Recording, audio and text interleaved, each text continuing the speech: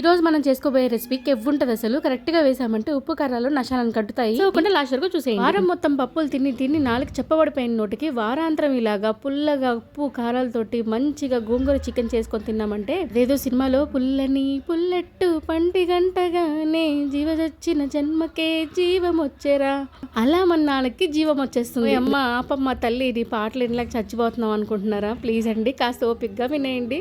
మీరు కాకపోతే ఇంకెవరుంటారు నా పాటలు నా మాటలు? నా సబ్స్క్రైబర్లే నా ఆరాధ్య దైవాలు. వాళ్ళ నా మాత్రం ఎంటర్టైన్ చేయకపోతే నేనుండేది ఎందుకు? వంట గురించి మాట్లాడకుండా ఏవేవో మాట్లాడుతున్నావు ఏంటి తల్లి అనుకుంటున్నారా? వంట చేస్తూ మాట్లాడుతున్నాను, మీరు వంట చూస్తూ వినేయండి నా మాటల్ని. గోంగూర చికెన్ ని మా ఇంట్లో అయితే ఈ స్టైల్లో చేస్తాము. ముందైతే గోంగూరని విడిగా ఇలా పచ్చిమిర్చి అవి వేసేసి ఉడికించేసుకుంటాము. దాన్ని గ్రైండ్ చేసేసుకొని ఆయిల్లో ఆనియన్ టమాటా వేయించి ఆ తర్వాత అల్లం పేస్ట్ తో పాటు గోంగూర పేస్ట్ కూడా వేసి ఆయిల్ పైకి తేలేంత వరకు వేయించి ఇప్పుడు చికెన్ ని వేసి మసాలాలు వేసి వేపుతాము. ఈసారి గోంగూర చికెన్ ఇలా ట్రై చేసి చూడండి. నచ్చితే కామెంట్ చేయండి. ఇంకా నచ్చితే నెల్లూరు అమ్మాయిని లైక్ చేసి ఫాలో అయిపోయి